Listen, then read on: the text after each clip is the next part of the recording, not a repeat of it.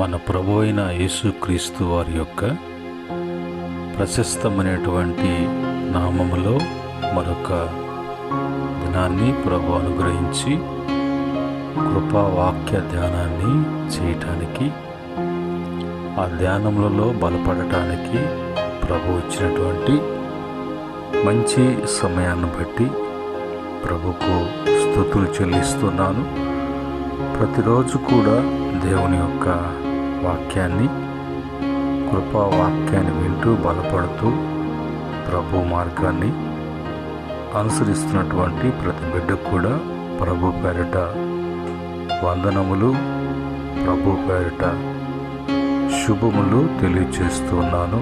ప్రియమైన దేవుని బిడ్డలారా, ఈ యొక్క ఉదయకాలమందు ప్రభు మన కొరకై పరిచినటువంటి కృపా వాక్యాన్ని చదువుకొని ప్రార్థనాపూర్వకంగా మనం వాక్యాన్ని ధ్యానం చేద్దాం. ఈ సమయంలో సామెతల గ్రంథము 19వ అధ్యాయము 8వ వచనములో ఉన్నటువంటి మాటను చదువుకొని ప్రార్థనాపూర్వకంగా ధ్యానం చేద్దాం. బుద్ధి సంపాదించుకున్నవాడు తన ప్రాణమునకు ఉపకారి, వివేచనను లక్ష్యము చేయువాడు మేలు పొందును. మా ప్రేమగల తండ్రి, పరిశుద్ధుడా, ఉదయకాలమందు తండ్రి మీ మాటలు మాకు ఇచ్చారు. మీ దాసుని మరుగుపరచండి, వివరించు, బోధించయ్యా.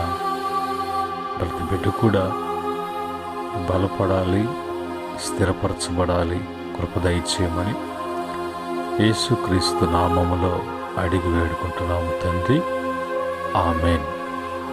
ప్రియమైన దేవుని బిడ్డలారా, ఈ సమయంలో మనము చదువుకున్నటువంటి మాటలలో మరి ఎవరైతే బుద్ధి సంపాదించుకుంటారో, ఎవరైతే బుద్ధిని కలిగినటువంటి వారుగా ఉంటారో, ఎవరు బుద్ధిని సంపాదించుకొని బుద్ధిని కలిగి బుద్ధితో ప్రవర్తిస్తూ ఉంటారో, అలాంటి వారు తన ప్రాణమునకు ఉపకారి.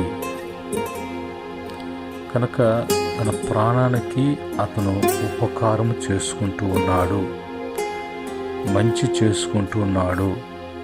తన ప్రాణానికి ఎలాంటి ఆపద రాకుండా తన జీవన విధానములో కష్టాల్లో, నష్టాల్లో, బాధల్లో, శ్రమల్లో పడకుండా తన ప్రాణాన్ని జాగ్రత్త చేసుకున్నటువంటి ఉపకారము కలగటానికి కారణము బుద్ధి సంపాదించుకునే విషయములో, బుద్ధిని కలిగి ఉన్న విషయములో అతనికి ఆ మేలు జరుగుతుందని, అలాగనే వివేచనను లక్ష్యము చేయవాడు మేలు పొందును. మేలు అనేది పొందుకోవటము, మేలు అనేది కలగడము, మేలు అనేది రావడము, మేలులు అనుభవించేటువంటి అనుభవాలు ఎలాగా జరుగుతుందంటే, వివేచనను లక్ష్యము చేయవాడు. వివేచన అనేది తన మరి లక్ష్యం ఉంచటము, లెక్కలోకి తీసుకోవటము, ఆ లెక్కలోకి తీసుకొని దాన్ని ఆ క్రమంలో పాటిస్తూ ఉన్నప్పుడు అతనకు మేలు కలుగుతుంది. ఈరోజు బుద్ధి అనే మాటకు తెలుగులో ఉన్నటువంటి అర్థాలు, ఉపకారము, ఉపకారి అనే మాటకు తెలుగు అర్థాలు, వివేచన అనేటువంటి మాటకు తెలుగు అర్థాలు తెలుసుకున్నప్పుడు కొంచెం వివరణ అనేది అర్థము కావటానికి మనకు అవకాశం కలుగుతుంది.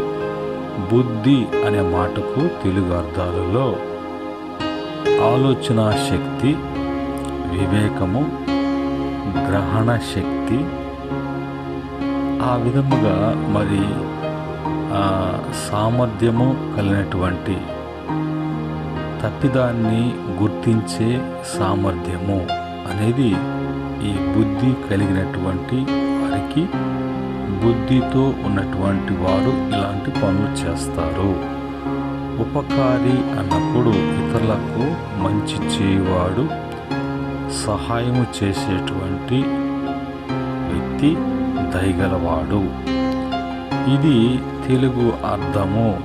ఈ విధముగా ఉపకారం అంటే వివేచన అనంటే మరి విషయాలను లోతుగా ఆలోచించి మంచి చెడును మరి వాటిలో మరి మంచి ఏందో చెడు ఏందో తెలుసుకొని మరి జాగ్రత్తగా లేదంటే బుద్ధిపూర్వకంగా నిర్ణయము సామర్థ్యము కలిగినటువంటిదిగా వివేచనలో ఉంటుంది. ఈ వివేచన ఉన్నప్పుడు ఎదుటివాడితో మాట్లాడేటప్పుడు జాగ్రత్తగా మాట్లాడడం కానీ, వివేచనతో మాట్లాడి సరైన నిర్ణయాలు తీసుకోవటం కానీ, మరి మంచి నాయకునికి ఎప్పుడు కూడా వివేచన చాలా అవసరం. ఒకవేళ వివేచన లేకుండా ఏదైనా కార్యం తలపెడితే అది మరి హానికరంగా మారేటువంటి అవకాశాలు కూడా ఉంటాయి. ఈరోజు మరి మనము బుద్ధి సంపాదించుకొని మరి ప్రాణానికి ఎలాగా ఉపకారము చేసుకోగలమో, మంచి చేసుకోగలమో అనే విషయం మీద బుద్ధిని గురించి మరి చూసినప్పుడు ఈ బుద్ధి కలగటానికి, బుద్ధి రావటానికి, బుద్ధితో ఉండటానికి ఏమి చేయాలి అనే విషయాన్ని బైబిల్లోకి వెళ్తే బైబిల్ వాక్యం నుంచి చూసినప్పుడు యెషయా గ్రంథము 28వ అధ్యాయము 29వ వచనములో జనులు సైన్యములకు అధిపతియగు యెహోవా చేత దాన్ని నేర్చుకుందురు. ఆశ్చర్యమైన ఆలోచన శక్తియు అధిక బుద్ధియు అనుగ్రహించువాడు ఆయనే.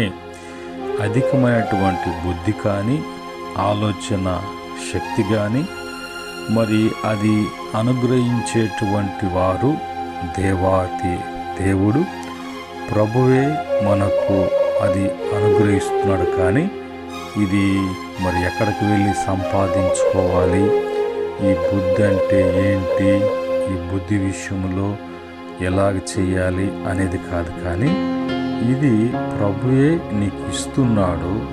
మరి ప్రభువే అది అనుగ్రహిస్తున్నాడు. ఇస్తున్నప్పుడు తీసుకోవాలి, లేనప్పుడు అది అడిగి నాకు అనుగ్రహించు ప్రభువా అనే క్రమంలో ఈ బుద్ధి కలిగినటువంటి అనుభవంలో ఉంటారు. బైబిల్ హెచ్చరిక ఏం చెప్తుందంటే, ఇలా కాకుండా నువ్వు కానీ ఉంటే మరి నీ జీవితంలో మరి క్రమములో లేనట్టుగా వాక్యానుసారంగా జీవించే జీవితానికి దూరం అయిపోతావు. దానికి ఏంటి కారణము అనేది మనము మరి వాక్యం చూసినప్పుడు వాక్యమైనటువంటి మాట కీర్తన 32వ కీర్తన మరి 9వ చరణంలో బుద్ధి జ్ఞానము లేని గుర్రం వలనైనను కంచర గాడిద వలనైనను మీరు ఉండకూడి, అవి మీ దగ్గరకు తేబడినట్లు వాటి నోరు వారుతోనూ కళ్ళెముతోనూ బిగింపవలేను అనే మాట రాయబడి ఉందంటే బుద్ధి జ్ఞానము లేనిది జంతువులకు. అయితే మనిషి అనేటువంటి వాడుకు మనిషి ఉండి మనిషిగా జీవించాలంటే బుద్ధి జ్ఞానము లేకుండా జీవించలేడు, ఏ నిర్ణయాలు తీసుకోలేడు. ఏ విధము చేతనైనా అతను మరి ప్రవర్తించటంలో కానీ జరిగించటంలో కానీ ఏది చేయాలన్నా కూడా ఇవి ఉండాలి.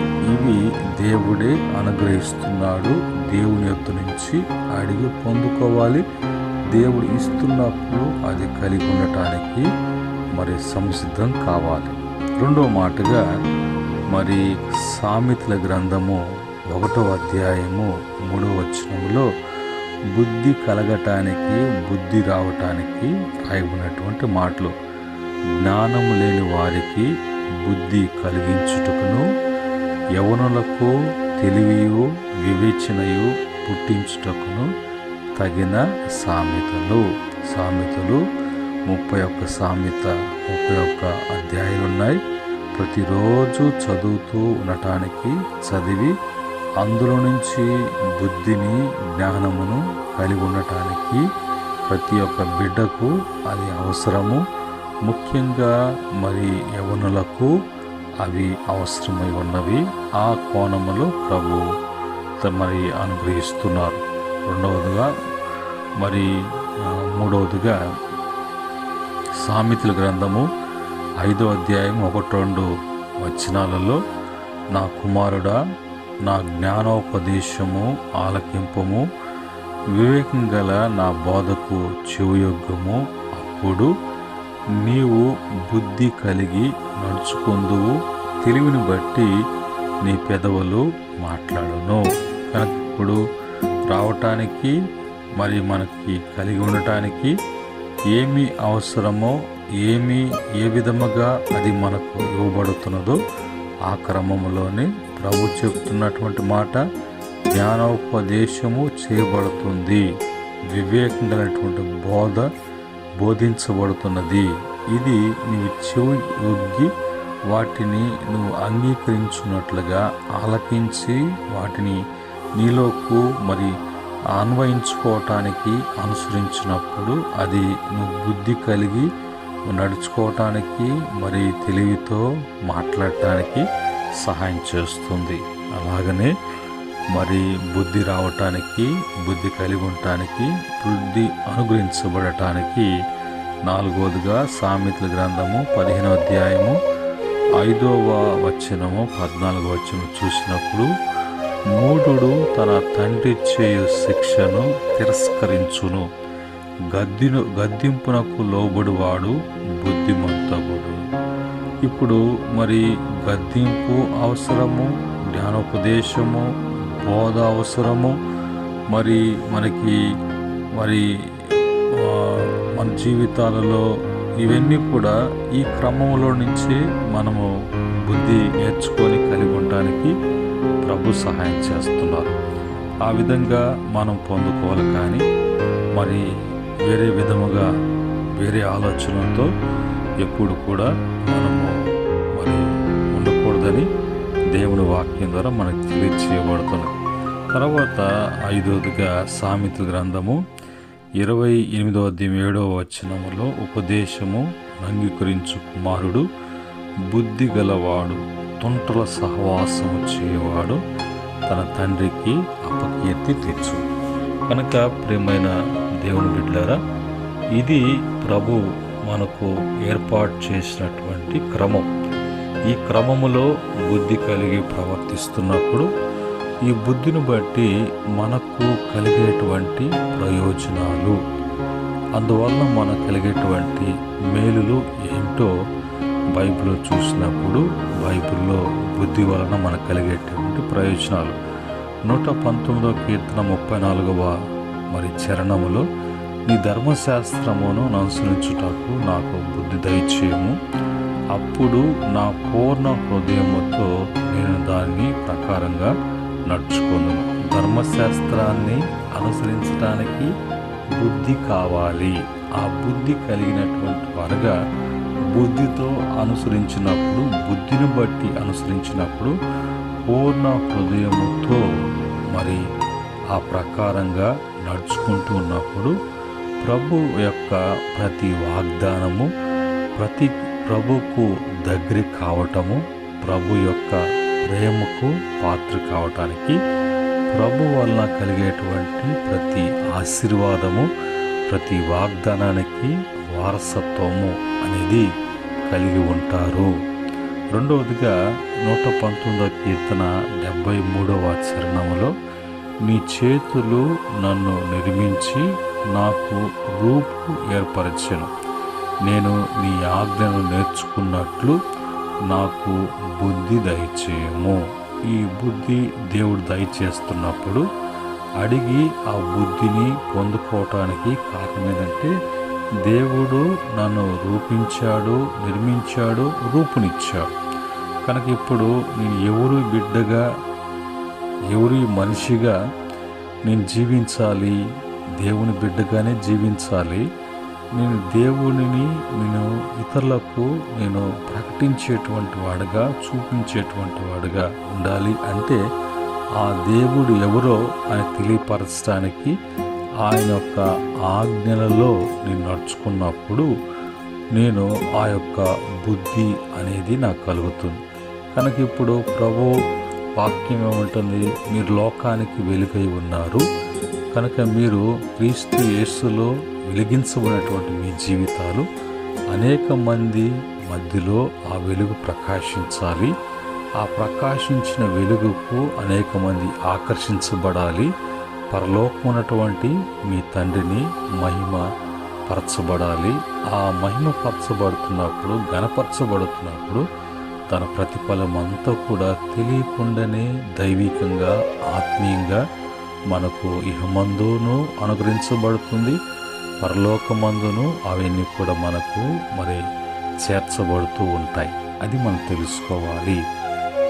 అలా కాకుండా వేరే ప్రయత్నాలు చేసి జీవితాన్ని, కుటుంబాన్ని ఇచ్చినటువంటి ప్రభు వల్ల కలిగిన ప్రతిదీ కూడా నష్టపరచుకోకుండా జాగ్రత్త కలిగి ఉండటానికి ప్రభు యొక్క వాక్యము మనకు తెలియజేస్తున్నటువంటి విషయాలు. సామెతల గ్రంథము 2వ అధ్యాయం 11-12 వచనాల్లో బుద్ధి నిన్ను కాపాడును, వివేచన నీకు కావిలి కాయును. అది దుష్టుల మార్గము నుండి, మూర్ఖముగా మాట్లాడు వారి చేతుల నుండి నిన్ను రక్షించును. బుద్ధి కాపాడుతుంది దుష్టుల మార్గం నుండి, మూర్ఖంగా మాట్లాడేటువంటి వారి నుండి నిన్ను వాళ్ళ చేతిలో నుంచి జాగ్రత్తగా కాపాడటానికి, విడిపించటానికి, నీవు వాటన్నిటిలో నుంచి రక్షించబడటానికి బుద్ధి అనేది నీకు అవసరము. 4వదిగా సామెతల గ్రంథము 4వ అధ్యాయము 7-9 వరకు, 5-9 వరకు చూసినప్పుడు ఇంకా అనేక విషయాలు తెలుస్తాయి. జ్ఞానము సంపాదించుకున్నటయే జ్ఞానమునకు ముఖ్య అంశము. నీ సంపాదన అంతా ఇచ్చి బుద్ధి సంపాదించుకును. దాన్ని గొప్ప చేసిన ఎడల అది నిన్ను హెచ్చించును.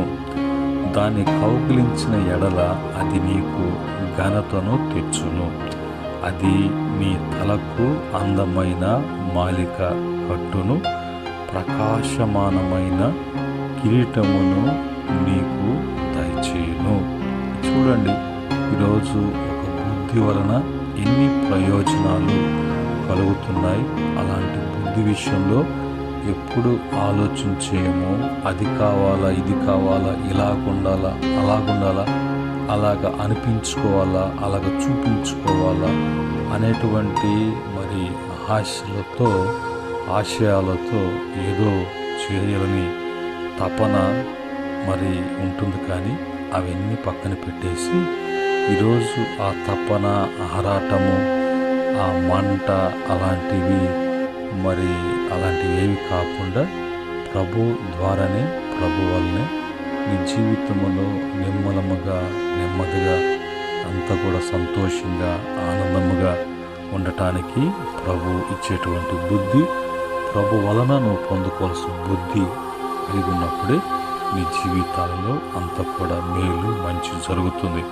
ఆ క్రమంలో ఇంకా అనేక విషయాలు ఉన్నాయి. ఒక మాట చెప్పుకుందాం చివరిగా.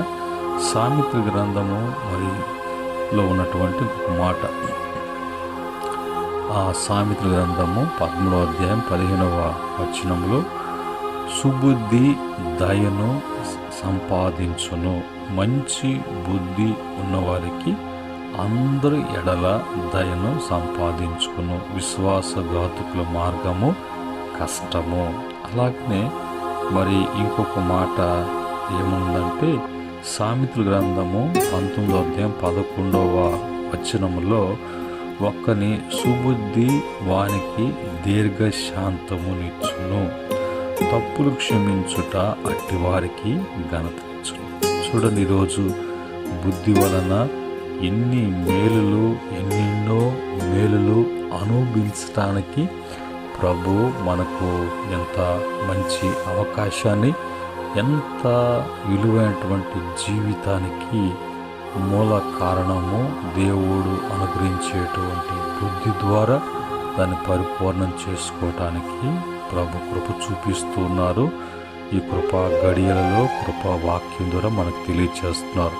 అలాగ బైబిల్లో దావీదుకు దేవుడు మరి ఇచ్చిన బుద్ధిని బట్టి, సుబుద్ధిని బట్టి దేవుని తోడు, మనుషుల యొక్క మెప్పు, శత్రువులకు భయమును కలుగు చేసేటువంటి మరి విధముగా దావీదు జీవితంలో కార్యం జరిగింది.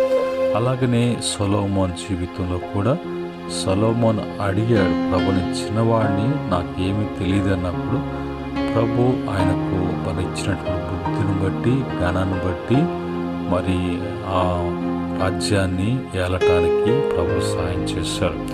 ఇంకా మనకు తెలుసుకోవటానికి తప్పుపోయిన కుమారుడి విషయంలో బుద్ధి లేక ప్రవర్తించింది, బుద్ధి కలగగా తను తప్పు తెలుసుకొని తిరిగి తండ్రింటికి చేర్చబడినట్లుగా ఉదయకాలమందు ప్రభు బిడ్డలముగా ఒకవేళ బుద్ధి లేక జీవించిన జీవితాన్ని విషయంలో ప్రభు సన్నిధిలో ఒప్పుకొని, ప్రభు ఎదుట ఒప్పుకొని ఆయన క్రియలను విడిచిపెట్టి తిరిగి మరి బుద్ధి తెచ్చుకొని ప్రభు యొద్ద బుద్ధి పొందుకొని మంచి మేలు అనుభవించడానికి ప్రభు యొక్క సహాయము ప్రతి బిడ్డకు కూడా అందించబడునుగాక.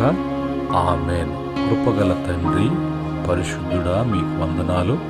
ఉదయకాలమందు నీ యొక్క తండ్రి కృపా వాక్యాన్ని నింపచేశారు. ఈరోజు అన్నీ ఉన్న ప్రభా బుద్ధి లేనటువంటి జీవితము, మరి ఒక పశువుతో పోల్చబడుతున్నటువంటి జీవితము అయినా అలాంటి వారు మేము కాదని, అలాంటి వాటి కొరకు మేము చేయబడలేదని నైనా నీ మహిమ కొరకు ప్రభా, మరి మీ ఘనత కొరకు ప్రభా, ఈ లోకంలో నీ బిడ్డలుగా మేము జీవించి తేజరిల్లటానికి మా కొరకై అనుగ్రహించబడుతున్న బుద్ధిని బట్టి ప్రభా తెలియచేశారు.